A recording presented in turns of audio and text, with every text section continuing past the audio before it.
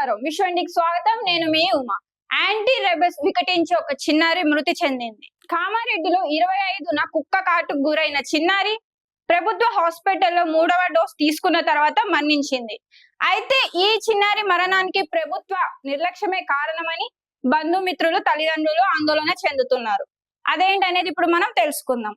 Anti rabies vaccine వేసిన కొద్దిసేపటికి ఓ చిన్నారి మృతి చెందిన ఘటన కామారెడ్డిలో చోటు చేసుకున్నది. చిన్నారి కుటుంబ సభ్యులు తెలిపిన వివరాల ప్రకారం కామారెడ్డి మండలం కోటాల్పల్లికి చెందిన అర్చన్ రమేష్ దంపతులు కామారెడ్డిలోని అయ్యప్ప నగర్ లోనే నివాసం ఉంటున్నారు. వీరికి బాబు, పాప ఉన్నారు. జనవరి 25న ఇంటి ఎదుట ఆడుకుంటున్న 2.5 ఏళ్ల కృతిక్ సారాను కుక్క కరిచింది. కుటుంబ సభ్యులు వెంటనే కామారెడ్డి ప్రభుత్వ దవాఖానకు తరలించగా ఇంజెక్షన్ ఇచ్చారు. ఆదివారం 3వ డోస్ ఇప్పించడానికి చిన్నారిని GHM కు తీసుకొచ్చారు. డోస్ తీసుకోగానే చిన్నారి అపస్మారక స్థితికి చేరగా వెంటనే ప్రైవేట్ దవాఖానకు తరలించగా అప్పటికే చిన్నారి మృతి చెందింది.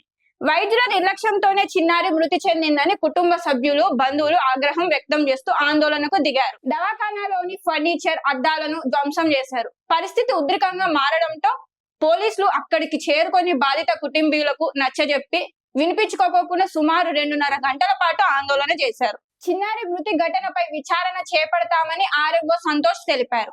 ఉదయం 11 గంటలకు దవాఖానా నుంచి బయటికి వెళ్లారని, ప్రైవేట్ హాస్పిటల్ సుమారు 2.5 గంటలకు వెళ్లారని, ఈ మధ్యలో ఏమి జరిగిందో విచారణ చేసి తర్వాత చెప్పగలమని ఆయన పేర్కొన్నారు. 2 డోసులు వేసినప్పుడు పాప బాగానే ఉన్నదని, 3వ డోసు వేసినప్పుడు కూడా బాగానే ఉన్నదని తెలిపారు. విచారణ తరువాతే పూర్తి వివరాలు వెల్లడిస్తామని చెప్పారు. అయితే హాస్పిటల్ కుక్క కాటు తర్వాత ప్రభుత్వ హాస్పిటల్లో 2 డోసుల తర్వాత కూడా చిన్నారి బానే ఉంది. అయితే 3వ డోస్ తర్వాత వేసిన తర్వాత 11:30కి వాళ్ళ ఇంటికి కూడా వెళ్లారు. దాని తర్వాత వాళ్ళు 2:30కు మళ్ళీ ప్రైవేట్ హాస్పిటల్ కి తీసుకెళ్లారు.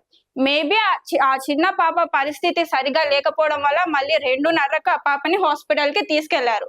సో ఈ 11:30కు వాళ్ళు వచ్చిన నుంచి 2:30కు వాళ్ళు ఇంకో హాస్పిటల్ కి వెళ్ళిన మధ్యలో 3 గంటలు ఉంది.